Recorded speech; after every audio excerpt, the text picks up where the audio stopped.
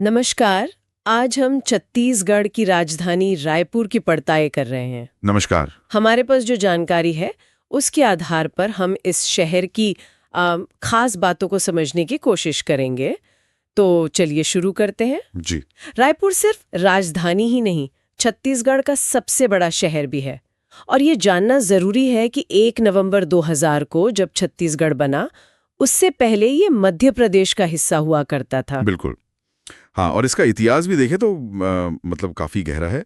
ये इलाका कभी वो क्या कहते हैं कलचुरी राजवंश के शासन में था। अच्छा, कलचुरी राजवंश। जी।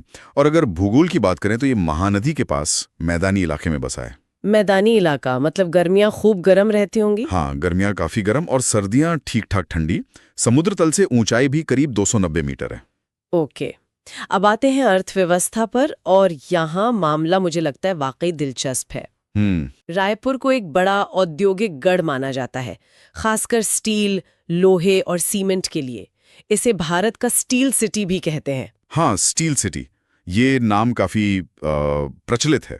ये काफी वजनदार लगता है। क्या इसके पीछे की कोई खास वजह, मतलब उद्योगों के अलावा? देखिए, लेख सीधे तौर पर कोई कहानी तो नहीं बताता, लेकिन ये साफ है कि यहाँ कई बड़े स्टील प्लांट हैं, लोहे से जुड़े उद्योग हैं। शायद इसी वजह से ये पहचान बनी है। पर यहाँ एक और दिलचस्प पहलू है, नवा रायपुर। हाँ, नवा रायपुर, मैंने सुना है इसके बारे में। इसे देश के पहले ग्रीनफील्ड स्मार्ट सिटी के तौर पर विकसित किया जा रहा है। Greenfield smart city. ग्रीनफील्ड का मतलब क्या हुआ यहाँ? एकदम नई जगह पर? हाँ, बिल्कुल। ग्रीनफील्ड मतलब इसे पूरी तरह नई जमीन पर एकदम नए सिरे से प्लान करके बसाया जा रहा है। अच्छा, तो एक तरफ ये भारी उद्योग वाला पुराना रायपुर, और दूसरी तरफ ये एकदम नया आधुनिक स्मार्ट सिटी। जी। इन दोनों के बीच मतलब तालमेल कैसे बैठ रहा है? क्या इसमें कुछ चुनौतियां भी हैं? हाँ, ये एक बहुत अहम सवाल है असल में। देखिए, एक तरफ औद्योगिक विकास है, रोजगार देता है, अर्थव्यवस्था को मजबूत करता है, लेकिन पर्यावरण पर दबाव भी डाल सकता है। सही बात है। और दूसरी तरफ है ये नवा रायपुर, आधुनिक सुविधाएं, बेहतर जीवन स्तर का वादा। लेकिन क्या ये पुराने शहर से एकदम अलग थलग रह जाएगा? ये तो सोचने वाली बात है। इन दोनों के बीच संतुलन बनाना, यही रायपुर के लिए आप कह सकते हैं बड़ी चुनौती भी है और अवसर भी है। लेख इसी विरोधाभास को एक तरह से उभारता है। समझ गई। अच्छा, अब शिक्षा की बात करें। सुना है रायपुर इस मामले में भी पीछे नहीं है। हाँ, बिल्कुल नहीं। यहाँ देश के जाने माने संस्थान हैं, जैसे IIT भिलाई, उसका अस्थायी कैंपस यहीं रायपुर में है। IIT का कैंपस? अच्छा, हाँ। फिर NIT रायपुर है, national institute of technology. Pandit Ravishankar Shukla विश्वविद्यालय, जो राज्य का एक प्रमुख विश्वविद्यालय है। और एम्स रायपुर भी, all India institute of medical sciences. अरे वाह, मतलब IIT, NIT, एम्स, बड़ी यूनिवर्सिटी। तो उद्योग के साथ साथ रायपुर एक बड़ा एजुकेशन हब भी बन रहा है। निश्चित रूप से, बिल्कुल। और ये संस्थान न सिर्फ राज्य से बल्कि देश भर से छात्रों को आकर्षित करते हैं। हाँ, उससे शहर का माहौल भी बदलता होगा। बिल्कुल, शहर का माहौल, बौद्धिक स्तर दोनों बेहतर होते हैं। ये रायपुर को सिर्फ एक औद्योगिक शहर होने की पहचान से मतलब आगे ले जाता है। और घूमने फिरने और संस्कृति के लिहाज से रायपुर कैसा है? कुछ खास जगहों का जिक्र है। हाँ, कई दिलचस्प जगहें हैं, जैसे महंत घासीदास संग्रहालय है।